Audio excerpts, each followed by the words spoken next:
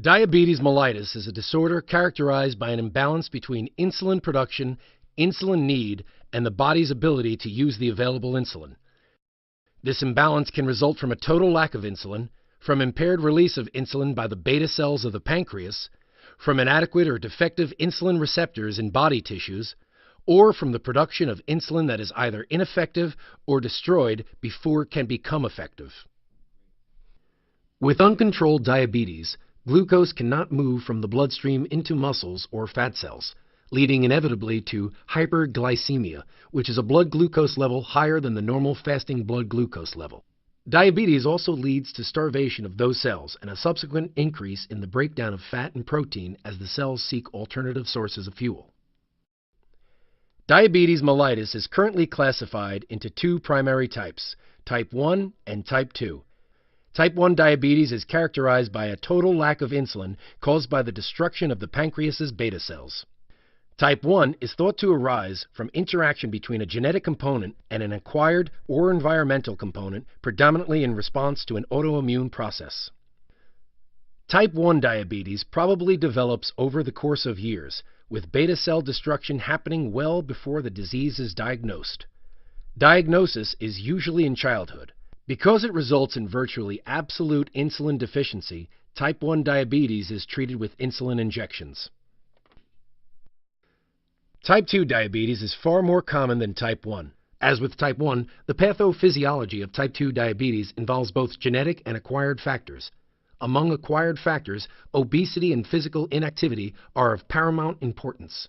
The metabolic abnormalities that lead to type 2 diabetes include insufficient secretion of insulin by the pancreatic beta cells, peripheral insulin resistance, and increased glucose output by the liver.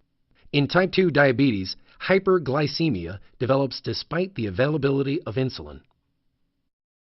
Type 2 diabetes usually manifests in adults older than 40, although it is being diagnosed in increasingly younger patients. Type 2 diabetes mellitus can often be controlled by diet, exercise, and oral hypoglycemic agents. People with type 2 diabetes mellitus may or may not require insulin injections.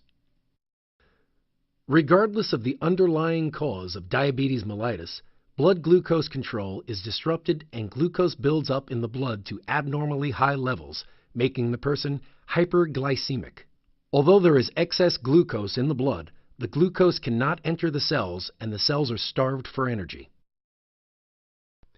The liver recognizes the cell starvation and initiates gluconeogenesis, further increasing blood glucose levels.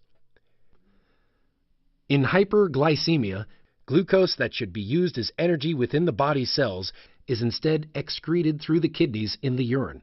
This is called glycosuria, a common sign of diabetes. Unable to utilize the blood's glucose, the insulin-deprived cells, starved for energy, begin to metabolize protein. This leads to the loss of intracellular potassium and phosphorus and to excessive liberation of amino acids. As osmotically active molecules of glucose remain at elevated levels in the blood, an osmotic effect between intracellular and extracellular fluid leads to severe fluid loss.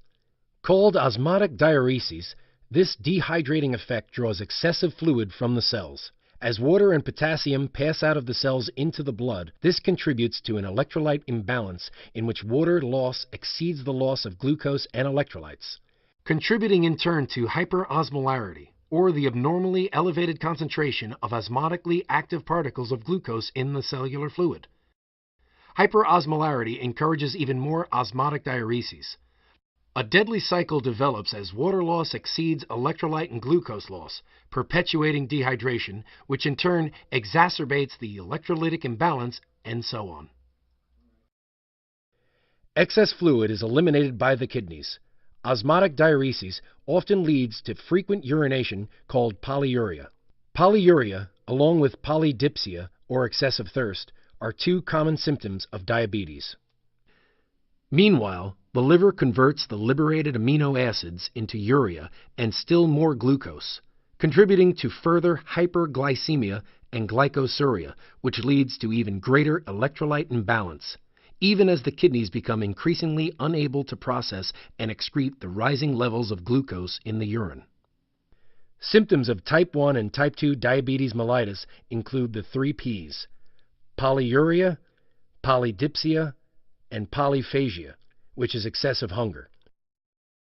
Other symptoms include fatigue, muscle weakness, and poor blood flow, which leads to further fatigue. Type 2 diabetics may also present with other nonspecific symptoms, including muscle wasting, vision changes such as blurring, numbness and tingling in hands or feet, dry skin, and skin lesions that are slow to heal. Type 1 patients may also experience nausea, severe vomiting, or abdominal pains. Complications of diabetes mellitus include serious acute and long-term conditions, each with its own complex pathophysiology. The most important acute complications are diabetic ketoacidosis, hyperosmolar hyperglycemic non-ketotic syndrome, and hypoglycemia. The long-term complications involve microvascular diseases such as renal and retinal disease, macrovascular disease such as coronary heart disease, stroke, and peripheral vascular disease, and neuropathies. Diabetes mellitus is a disorder of blood glucose control involving an absolute or relative deficiency of insulin or disrupted insulin reception, leading to hyperglycemia, osmotic diuresis, and progression to life-threatening complications.